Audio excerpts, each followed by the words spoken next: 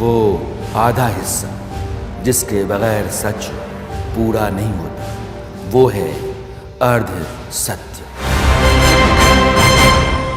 रामलला को लेकर, अयोध्या को लेकर अनुष्ठान शुरू हो चुका है। देश विदेश तक उत्सवी माहौल बना हुआ है। कई लोगों को लगता है कि 500 साल की प्रतीक्षा खत्म हो रही है। भगवान राम का मंदिर अब देश को समर्पित होने जा रहा है। वहाँ वो जाकर के उनके दर्शन कर सकते हैं, पूछ सकते हैं। भव्य और अलौकिक राम मंदिर को लेकर के लोगों में एक उल्लास का वातावरण आप पाएंगे। उमंग है।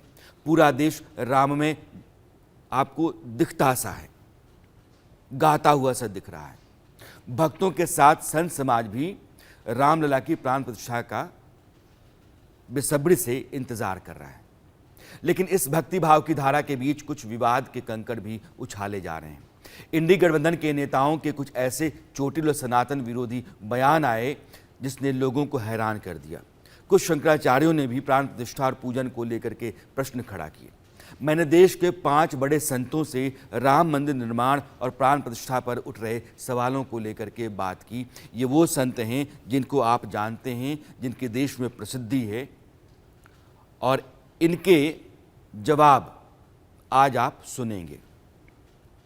इन संतों के जरिए सनातन के अनुष्ठान में जो अड़ंगा डालने की कोशिश की गई है, वो कैसे देखा जाना चाहिए, इस पर इनकी बात आज आप सुनेंगे।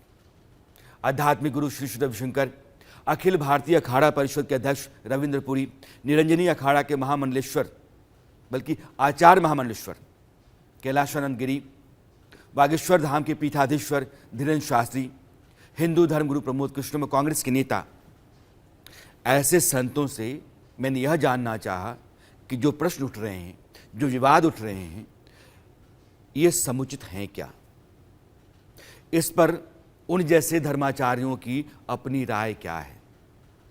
अयोध्या की योद्धा संत हैं, मैं ऐसा मानता हूं, और ये क्या कहते हैं ये आपको अब सुनाता हूं।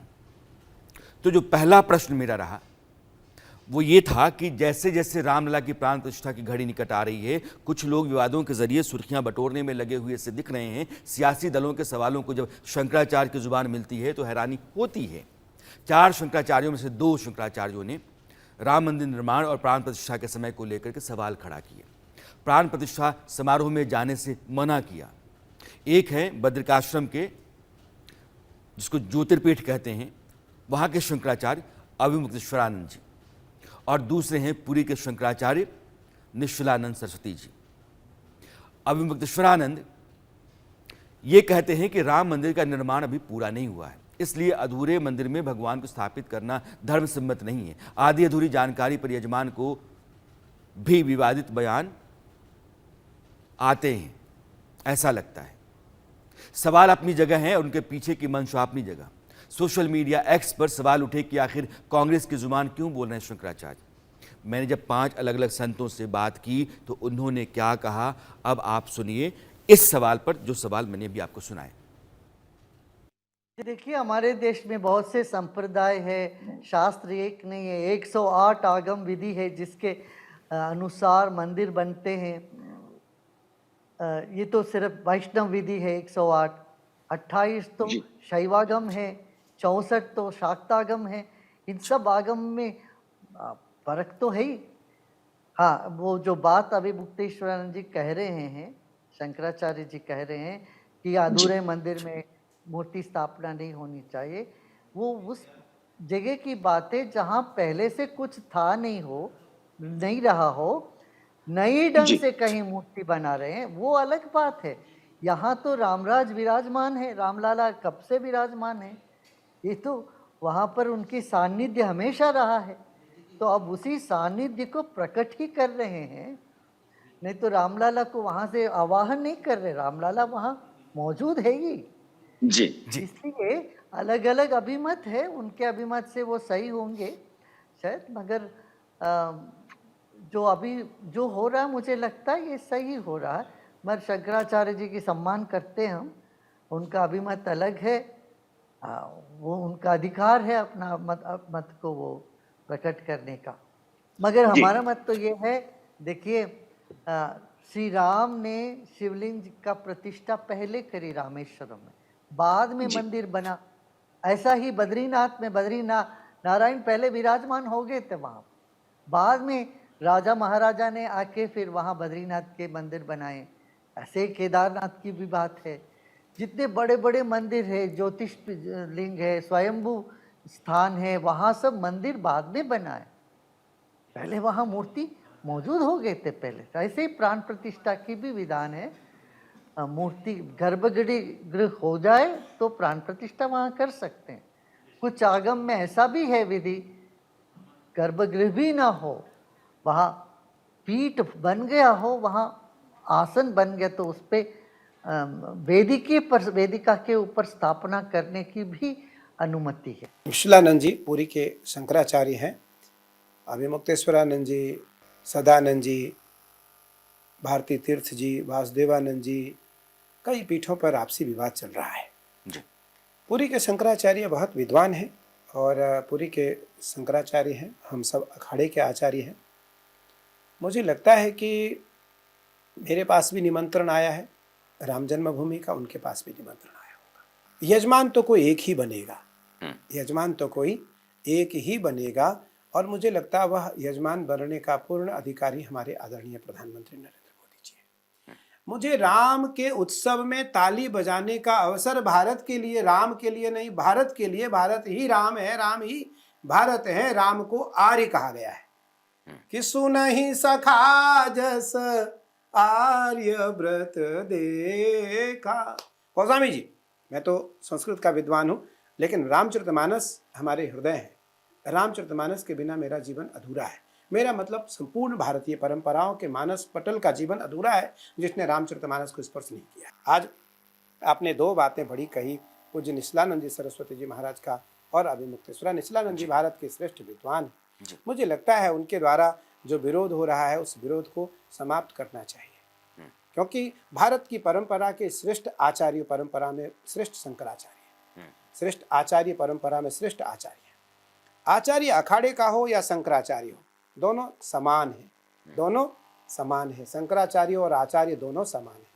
फर्क केवल इतना रहता है कि वो मठामनाय परंपरा से हैं, हम अखाड़े परंपरा से, हम अखाड़े परंपरा से। हमारे साथ नागा साधु सन्यासियों की फौज रहती है, उनके साथ जनमानस की समर्थन रहता है। लेकिन आज के जो आचार्य हैं वो सब अखाड़े से ऊपर आकर के, अखाड़े से आगे निकल करके देश और परंपराओं में अपनी धर्म की पताका फहराने लगे। इस कारण आचार्यों की भी जो संख्या है, तादाद, वो करोड़ों में हो गई, भक्तों, करोड़ों में हो गई। मुझे लगता है निशिलानंद सरस्वती जी महाराज पूज्य शंकराचार्य हैं, उन्हें आदरणीय प्रधानमंत्री नरेंद्र मोदी जी को आशीष देना चाहिए। उनकी विचारधारा थोड़ा मैं समझता हूं अलग है, हमारी भिन्न है। डिफरेंस हमारा ये है, आप बताइए, जो व्यक्ति कार्य करता है क्या आप उसको अप्रिशिएट नहीं करेंगे? आपको ताली बजानी है।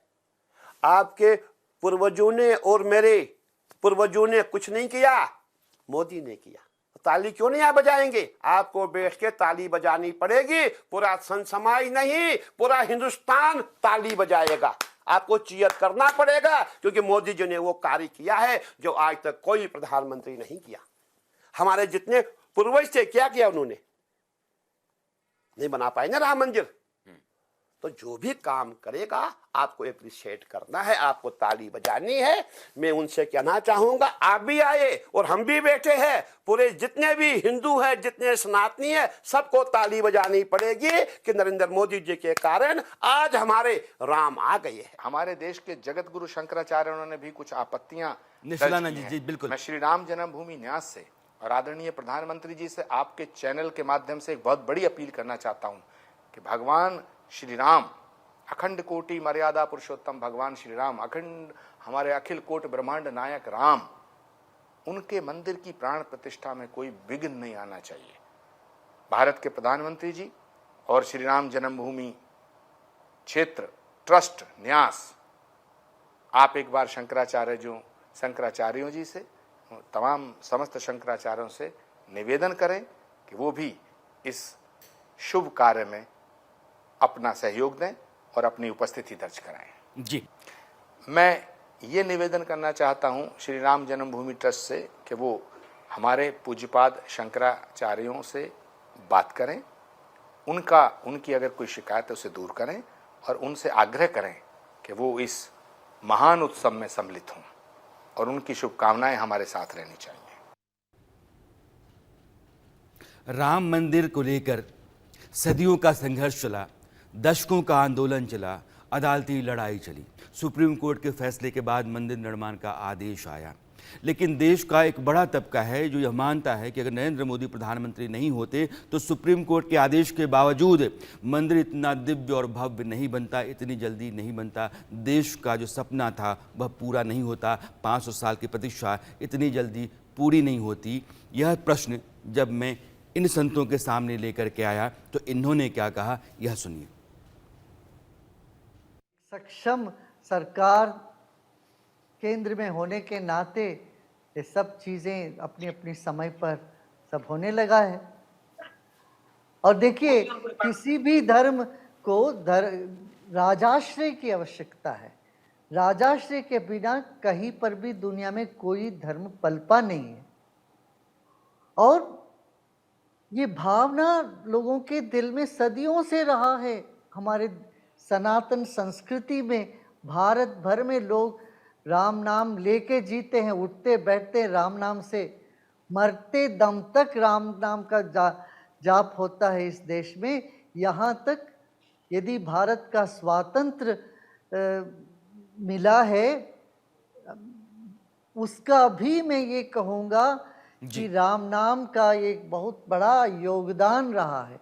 जब भारत देश आज़ाद हुआ तो हमारे महात्मा गांधी जी ने भी राम रघुपति राघवा से शुरू किए और उनके हर सभा में रघुपति राघवा राजा राम की जो धुन से शुरू होता तो लोग अपने दिल से हृदय से जुड़ते थे। दैव भक्ति और देशभक्ति की एक अनूठा संगम दिखने को मिला। इसी वजह से देश आज़ाद हुआ। आज भी हमारे देश प्रगतिशील पथ पर है। इसका एक और कारण है कि लोग अपने दिल से जुड़ रहे हैं और जो काम कर रहे हैं वो भी पूरे हृदय से कर रहे हैं। मुझे लगता है कि वाल्मीकि रामायण, रामचरितमानस, विनय पत्रिका और दोहावली, गोस्वामी तुलसीदास कृत दोहावली, इन सभी को अगर हम एक साथ देखें तो यह श्रेय भगवान राम ने एक को दिया। किसको? कि जानहि देखत सर्वश त्यागा, को बिलोकत अति अनुरागा। और कोई नहीं हमारे भारत के, आपका संकेत नरेंद्र मोदी की तरफ है। हमारे भारत के यशस्वी प्रधानमंत्री आदरणीय नरेंद्र। ये उसकी आस्था पर निर्णय। उस वक्त जैसे और अन्य कोई प्रधानमंत्री होता, उसकी आस्था पर होता कि वो कितना परमात्मा के प्रति समर्पित है। इतनी जल्दी, इतनी भव्य रूप से, इतने प्रायोजित तरीके से कई देशों का जल मंगाना, कई देशों को निमंत्रण देना, और पहली बार भारत के इतिहास में इंटरनेशनल मीडिया किसी आध्यात्मिक आयोजन को शूट करेगी और लाइव करेगी। ये चीज़ें बतला रही हैं कि वर्तमान में जो सत्ता की प्रमुख सीट पर विराजमान माननीय प्रधानमंत्री हैं वो राम के कितने बड़े भक्त हैं। हम उनके नहीं भक्त हैं, ये याद रखना। उनकी तारीफ भी नहीं हम कर रहे, न उनके पक्षधर हैं, न हम किसी के विपक्षी हैं। हम केवल राम भक्त के पक्षधर हैं। सिर्फ ये बताना चाह रहे हैं, ये अद्भुत कार्य है उनका कि इसके लिए उनको बहुत बहुत साधुवाद। राम जी उन पर कृपा बना। आदि राम तपोवनादिगमनम हत्वा मृगम कांचनम वेदी हरणम जटायु मरणम सुग्रीव संभाषणम बाली निर्दलनम समुद्र तरणम लंकापुरी दानम पश्चाद रावण कुंभकर्ण हननम एतद्धि रामायणम। हमने कभी ऐसी उम्मीद ही नहीं रखी थी कि राम मंदिर बनेगा।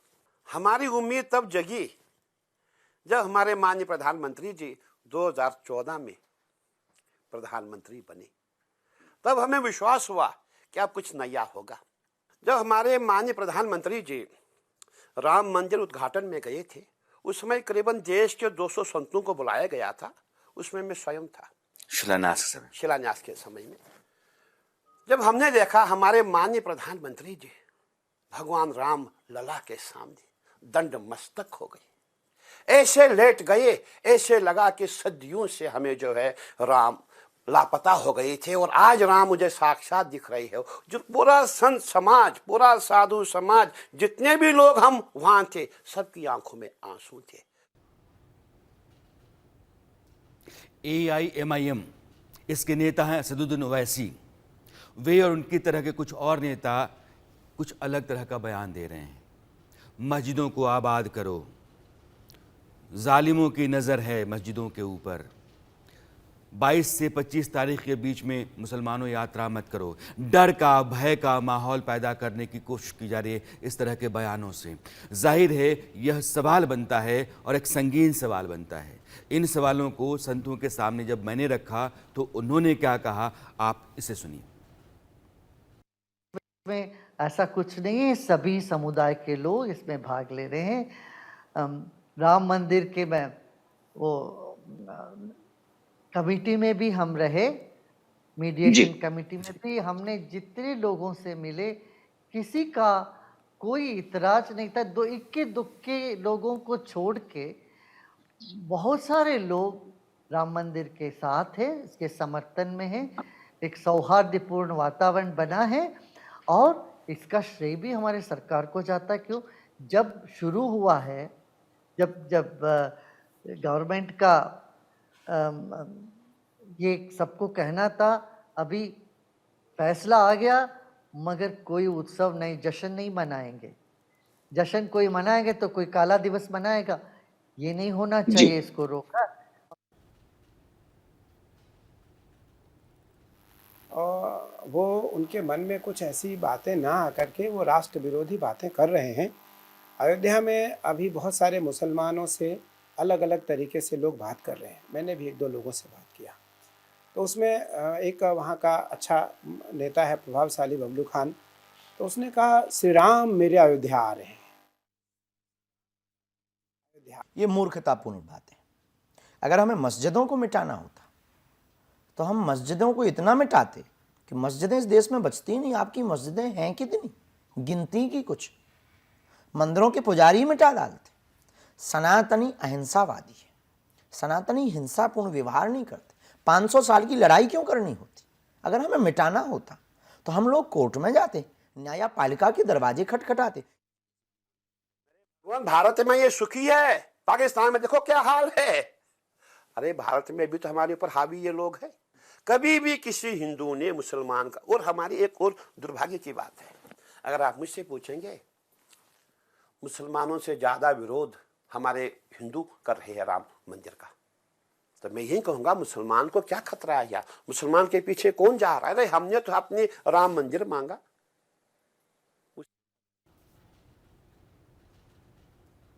रामलला की प्राण प्रतिष्ठा को लेकर निमंत्रण देश के तमाम अलग अलग दलों को भी गया। कांग्रेस ने सिरे से खारिज कर दिया, निमंत्रण हम नहीं जाएंगे। ममता बनर्जी ने भी कमोबेश वही भाषा बोली। इसके साथ साथ देश के तमाम हिस्सों में डीएमके, समाजवादी पार्टी, आरजेडी जैसे दल लगातार आपत्तिजनक बयान देते रहे। जो हिंदू भावनाएं हैं वो आहत होती रहीं, ये आरोप उनके ऊपर उन बयानों के कारण लगता रहा। इन तमाम घटनाओं, बयानों को लेकर के एक जो बड़ा प्रश्न बनता है कि क्या वैसे दल जो इस समय इस तरह के बयान दे रहे हैं, उनको लेकर संतों की राय दुरुस्त है या कुछ और है? इन संतों ने क्या कहा, अब आप इसे सुनिए। देखिए, मैं बिना संकोच इस बात को कहूँगा कि इसमें बीजेपी नहीं कर रही है, राम करवा रहे हैं। राम करवा रहे हैं, राम की इच्छा है। क्योंकि राम ने कहा कि जान ही सोई मोहि जेहि, जान ही सोई जेहि देहि जनाई, जानत तुम्ही हो जाए। गीता का एक श्लोक है, ये था माम प्रपद्यन्ते तांस तथैव भजाम्यहम्। जो मुझको भजता है मैं उसको भजता भजता हूँ, हूँ। मैं उसको भजता हूँ। तो कांग्रेस यदि राम को भजेगा तो कांग्रेस पे भी राम की कृपा होगी। कांग्रेस यदि राम को नहीं भजता है तो राम की कृपा नहीं होगी। मुस्लिम विचारधारा की पार्टी थी, उसने सुप्रीम कोर्ट में क्या दिया था? हलफनामा, राम है ही नहीं, राम से तो है ही नहीं, राम कोरी कल्पना है, ये तो कहा था। आप कांग्रेस सवाल उठा रहे हैं। हाँ बिल्कुल, क्यों नहीं उठाएंगे? आपने हमारे इष्ट का अपमान किया है, आपने राम का अपमान किया है, आप राम द्रोही है। आप कहते हैं कि हमें नहीं बुलाया, अरे यार बुलाने की बात करते हैं। मैं तो ये कहता हूं आपको तनख्वाह घोषित करना चाहिए, जिसे तो विशेष समाज को प्रसन्न करने के लिए इस प्रकार के शब्दों को चयन करते हैं और बोलते हैं। इन्हें राम से लेना देना नहीं, ना राष्ट्र से लेना देना, ना राम ना राम राज्य, इन्हें अपने राज्य से लेना देना। हूँ कि राम भारत की आत्मा है, राम सत्य हैं, राम शाश्वत हैं, राम सनातन है। राम के बिना भारत की कल्पना भी नहीं की जा सकती है, ना राम के बिना भारत के लोकतंत्र की कल्पना की जा सकती है। भगवान राम के मंदिर की प्राण प्रतिष्ठा का निमंत्रण मिलना अपने आप में एक सौभाग्य का विषय है। सनातन का जो मूल तत्व है वो मानव कल्याण है और सनातन का जो मूल स्वर है वो राम है। राम हिंदुस्तान की परंपरा है, हिंदुस्तान की संस्कृति है, हिंदुस्तान का आचार व्यवहार संस्कार हैं। राम में हिंदुस्तान एक सुखद, समृद्ध और शक्तिशाली भारत होने का प्रतीक है, उसका सबूत है। अरसत में आज इतना ही। मेरी आपकी मुलाकात कल फिर होती है, तब तक के लिए दीजिए विदा। नमस्कार। वो आधा हिस्सा जिसके बगैर सच पूरा नहीं होता, वो है अर्ध सत्य।